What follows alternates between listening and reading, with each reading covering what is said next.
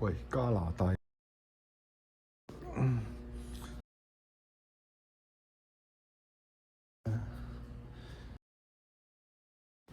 淨係呢個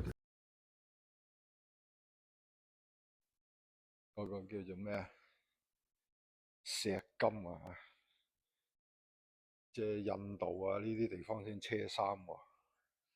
聽嗰啲咩石金啊、印度啊咁，成日車衣廠火燭一燒100幾個人啊，燒死啊，好恐怖啊！啲製衣廠啊，呢度咧啲製衣廠啊都好咁啊，細成點啊！有一次我喺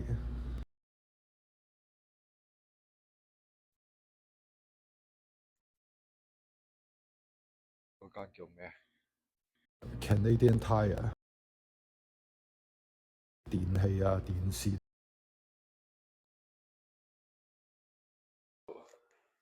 同人講喎，同佢講開啲，跟佢翻去接咗佢就得。叫你不如幫我整咁樣，我幫佢睇啊。咁嗰間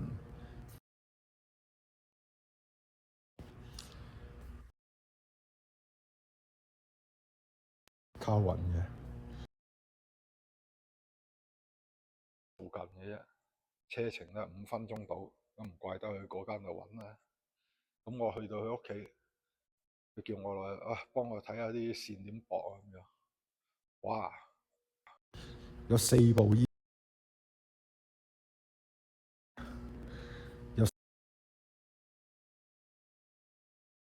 啲衣車就係呢部唔着，點。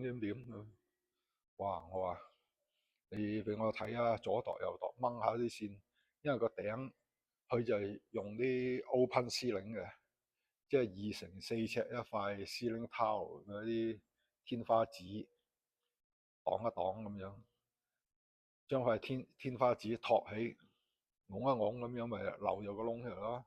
捐個頭上去睇，掹下條線，左掹右掹，哇！原來佢個頂咧啲舊線又多喎，即係啲線行唔到啦。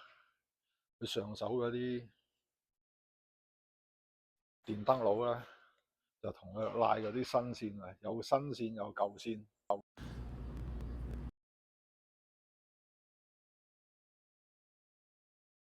咁又冇燈又冇食，咁啊攞支電筒去打呢條線嗰條線，咁樣一現探跳火啊！一個係跳緊火嘅，爭翻實去。好啦，搞掂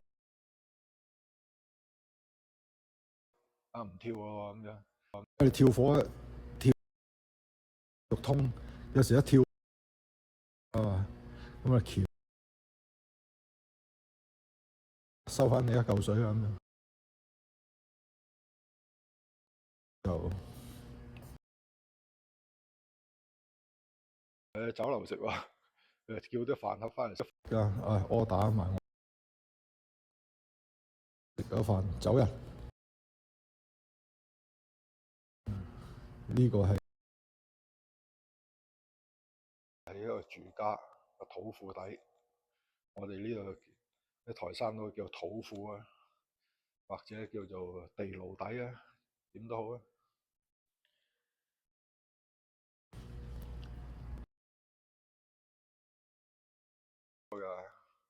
尤其是喺近明報嗰頭啊，嗰度入邊一大紮衣廠，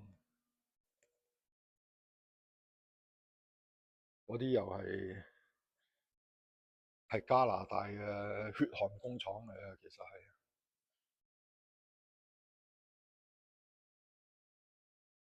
即係好處就係你要揾加拿大錢咯，做嘅時間又係長咯，儲埋嗰啲錢年中去1-2次旅行啦，都相當富裕啊！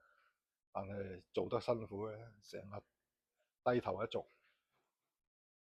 唔係睇手機啊，耷低個頭車衣，車得多啊，對條頸啊背脊都唔好。好，係咁先，多謝收睇，歡迎訂閱。